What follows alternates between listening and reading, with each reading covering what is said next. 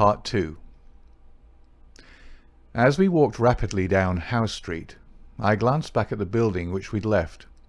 There, dimly outlined at the top window, I could see the shadow of a head, a woman's head, gazing tensely, rigidly out into the night, waiting with breathless suspense for the renewal of that interrupted message.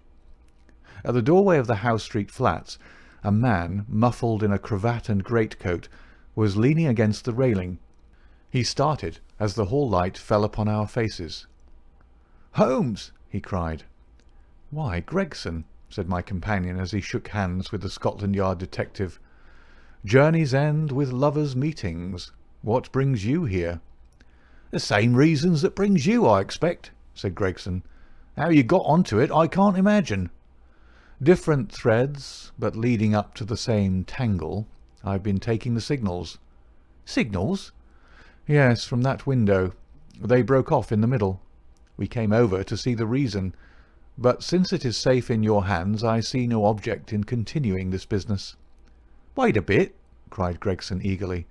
"I'll do you this justice, Mr. Holmes, that I was never in a case yet that I didn't feel stronger for having you on my side. There's only the one exit to these flats, so we have him safe." "Who is he?" Well, we score over you for once, Mr. Holmes. You must give us best this time." He struck his stick sharply upon the ground, on which a cabman, his whip in his hand, sauntered over from a four-wheeler which stood on the far side of the street. "May I introduce you to Mr. Sherlock Holmes?" he said to the cabman. "This is Mr. Leverton of Pinkerton's American Agency." "The hero of the Long Island Cave mystery," said Holmes.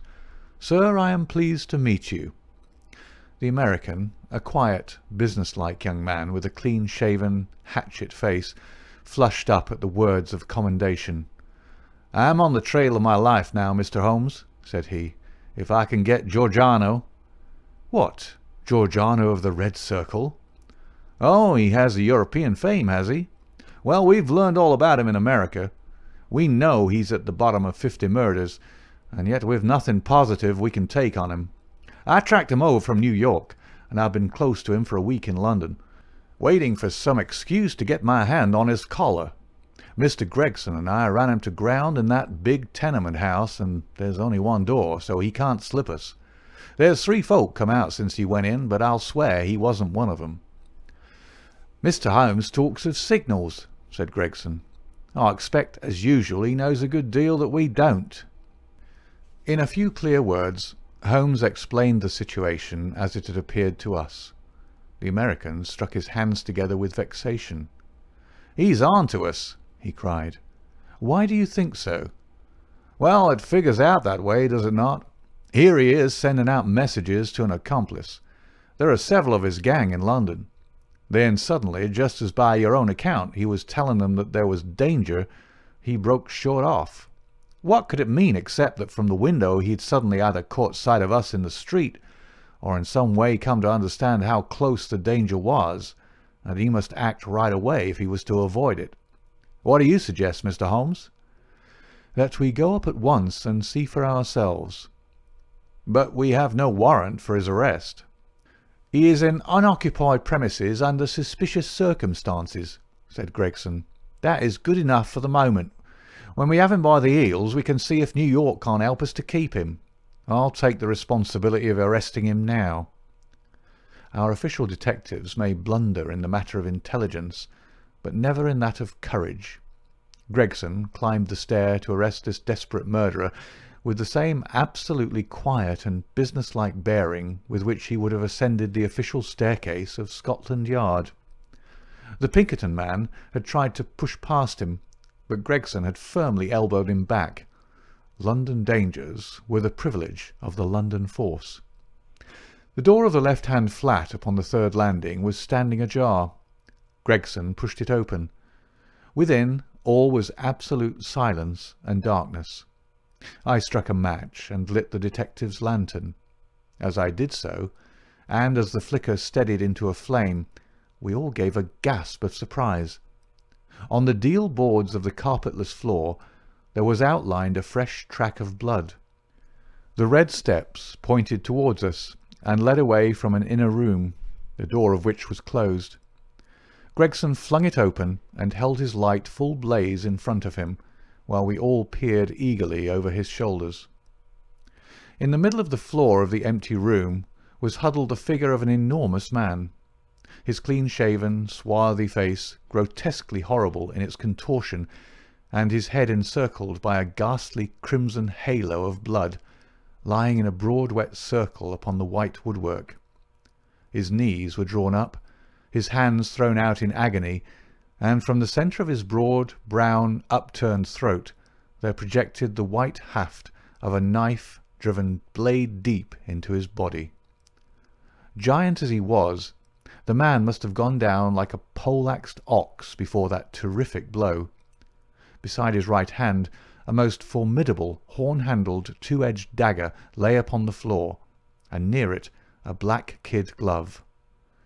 "By George, it's Black Georgiano himself!" cried the American detective. "Someone has got ahead of us this time." "Here is the candle in the window, Mr. Holmes," said Gregson. "Why, whatever are you doing?" Holmes had stepped across, had lit the candle, and was passing it backward and forward across the window panes. Then he peered into the darkness, blew the candle out, and threw it on the floor. "I rather think that will be helpful," said he. He came over and stood in deep thought while the two professionals were examining the body. "You say that 3 people came out from the flat while you were waiting downstairs," said he at last. "Did you observe them closely?" "Yes, I did." "Was there a fellow about 30, black-bearded, dark, of middle size?" "Yes, he was the last to pass me." "That is your man, I fancy. I can give you his description, and we have a very excellent outline of his footmark. That should be enough for you." "Not much, Mr. Holmes, among the millions of London." "Perhaps not. That is why I thought it best to summon this lady to your aid." We all turned around at the words. There, framed in the doorway, was a tall and beautiful woman, the mysterious lodger of Bloomsbury. Slowly she advanced, her face pale and drawn with a frightful apprehension, her eyes fixed and staring, her terrified gaze riveted upon the dark figure on the floor. "You have killed him," she muttered. "Oh, Dio mio, you have killed him." Then I heard a sudden sharp intake of her breath, and she sprang into the air with a cry of joy. Round and round the room she danced, her hands clapping, her dark eyes gleaming with delighted wonder, and 1,000 pretty Italian exclamations pouring from her lips.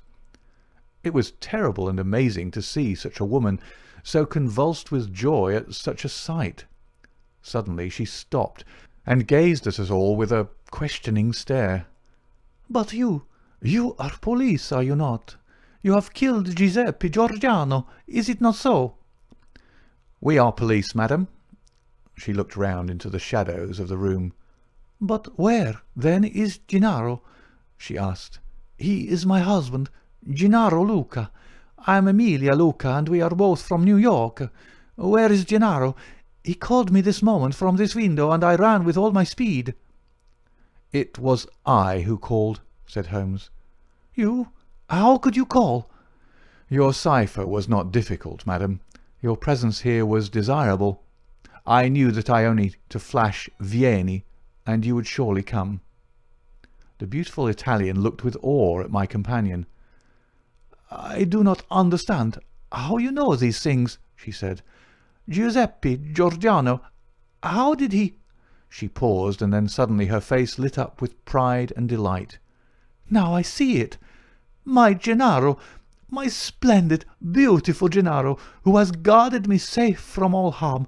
He did it. With his stone-strong hand he killed the monster. Oh, Gennaro, how wonderful you are! What a woman could ever be worthy of such a man?" "Well, Mrs. Luca," said the prosaic Gregson, laying his hand upon the lady's sleeve, with as little sentiment as if she were a Notting Hill hooligan, "I'm not very clear yet who you are or what you are, but you've said enough to make it very clear that we shall want you at the Yard." "One moment, Gregson," said Holmes. I rather fancy that this lady may be as anxious to give us information as we can be to get it. You understand, madam, that your husband will be arrested and tried for the death of the man who lies before us?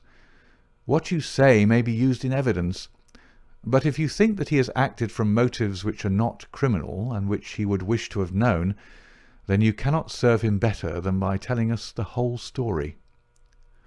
"Now that Giordano is dead, we fear nothing," said the lady. "He was a devil and a monster, and there can be no judge in the world who would punish my husband for having killed him." "In that case," said Holmes, "my suggestion is that we lock this door, leave things as we found them, go with this lady to her room, and form our opinion after we have heard what it is that she has to say to us."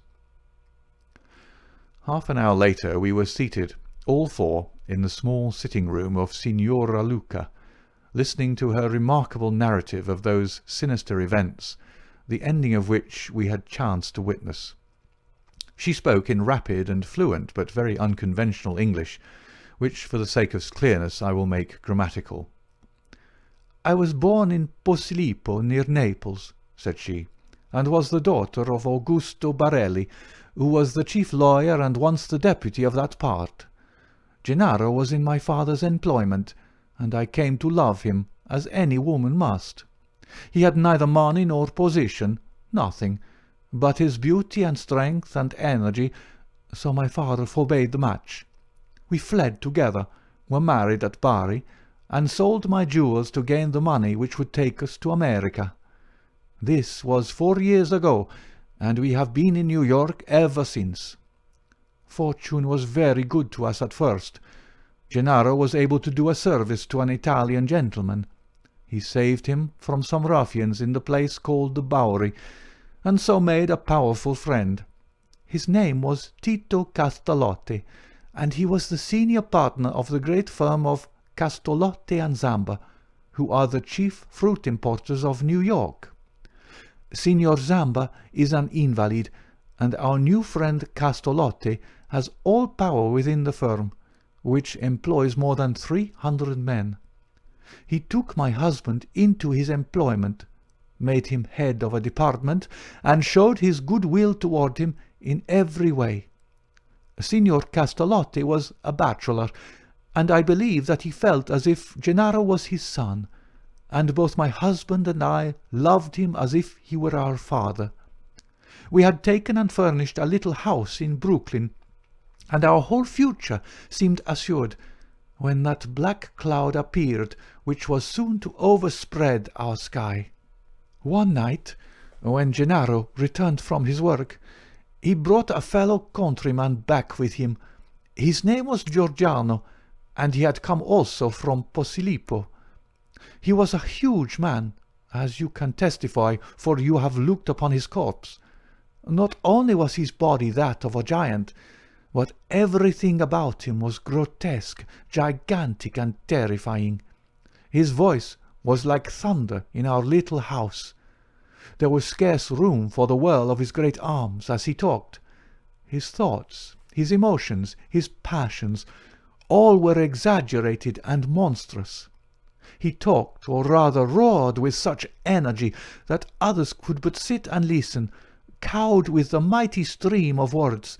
His eyes blazed at you and held you at his mercy. He was a terrible and wonderful man. I thank God that he is dead. He came again and again, yet I was aware that Gennaro was no more happy than I was in his presence. My poor husband would sit pale and listless, listening to the endless raving upon politics and upon social questions which make up our visitors' conversation. Gennaro said nothing, but I, who knew him so well, could read in his face some emotion which I had never seen before. At first I thought that it was dislike, and then gradually I understood that it was more than dislike. It was fear, a deep, secret, shrinking fear. That night, the night that I read his terror, I put my arms around him, and I implored him by his love for me and by all that he held dear to hold nothing from me, and to tell me why this huge man overshadowed him so. He told me, and my own heart grew cold as ice as I listened. My poor Gennaro, in his wild and fiery days, when all the world seemed against him, and his mind was driven half mad by the injustices of life, had joined a Neapolitan society, the Red Circle, which was allied to the old Carbonari. The oaths and secrets of this brotherhood were frightful, but once within its rule no escape was possible. When we had fled to America, Gennaro thought that he had cast it all off forever. What was his horror one evening to meet in the streets the very man who had initiated him in Naples, the giant Giorgiano, a man who had earned the name of Death in the south of Italy, for he was red to the elbow in murder. He had come to New York to avoid the Italian police, and he had already planted a branch of this dreadful society in his new home. All this Gennaro told me, and showed me a summons which he had received that very day, a red circle drawn upon the head of it, telling him that a lodge would be held upon a certain date, and that his presence at it was required and ordered. That was bad enough, but worse was to come. I had noticed for some time that when Giorgiano came to us, as he constantly did in the evening, he spoke much to me, and even when his words were to my husband, those terrible, glaring, wild-beast eyes of his were always turned upon me. One night his secret came out. I had awakened what he called love within him, the love of a brute, a savage. Gennaro had not yet returned when he came. He pushed his way in, seized me in his mighty arms, hugged me in his bear's embrace, covered me with kisses, and implored me to come away with him. I was struggling and screaming when Gennaro entered and attacked him. He struck Gennaro senseless and fled from the house, which he was never more to enter. It was a deadly enemy that we made that night. A few days later came the meeting. Gennaro returned from it, with a face which told me that something dreadful had occurred. It was worse than we could have imagined possible. The funds of the society were raised by blackmailing rich Italians and threatening them with violence should they refuse the money. It seems that Castolotte, our dear friend and benefactor, had been approached. He had refused to yield to threats, and he had handed the notices to the police. It was resolved now that such an example should be made of them as would prevent any other victim from rebelling. At the meeting it was arranged that he and his house should be blown up with dynamite. There was a drawing of lots as to who should carry out the deed. Gennaro saw our enemy's cruel face smiling at him as he dipped his hand in the bag. No doubt it had been pre-arranged in some fashion, for it was the fatal disc with the red circle upon it, the mandate for murder which lay upon his palm. He was to kill his best friend, or he was to expose himself and me to the vengeance of his comrades. It was part of their fiendish system to punish those whom they feared or hated by injuring not only their own persons, but those whom they loved, and it was the knowledge of this which hung as a terror over my poor Gennaro's head, and drove him nearly crazy with apprehension. All that night we sat together, our arms round each other, each strengthening each for the troubles that lay before us. The very next evening had been fixed for the attempt. By midday my husband and I were on our way to London, but not before he had given our benefactor full warning of this danger, and had also left such information for the police as would safeguard his life for the future. The rest, gentlemen, you know for yourselves. We were sure that our enemies would be behind us like our own shadows. Giorgiano had his private reasons for vengeance, but in any case we knew how ruthless, cunning, and untiring he could be. both Italy and America are full of stories of his dreadful powers. If ever they were exerted, it would be now. My darling made us the few clear days which our start had given us in arranging for a refuge for me in such a fashion that no possible danger could reach me. For his own part, he wished to be free, that he might communicate both with the American and with the Italian police. I do not myself know where he lived or how. All that I learned was through the columns of a newspaper. But once, as I looked through my window, I saw two Italians watching the house, and I understood that in some way Giordano had found our retreat. Finally, Gennaro told me through the paper that he would signal to me from a certain window, but when the signals came, they were nothing but warnings which were suddenly interrupted. It is very clear to me now that he knew Giordano to be close upon him, and that, thank God, he was ready for him when he came. And now, gentlemen, I would ask you whether we have anything to fear from the law, or whether any judge upon earth would condemn my Gennaro for what he has done." "Well, Mr. Gregson," said the American, looking across at the official, "I don't know what your British point of view may be, but I guess that in New York this lady's husband will receive a pretty general vote of thanks." "She will have to come with me and see the chief," Gregson answered. "If what she says is corroborated, I do not think she or her husband has much to fear. But what I can't make head or tail of, Mr. Holmes, is how on earth you got yourself mixed up in the matter." "Education, Gregson, education. Still seeking knowledge at the old university.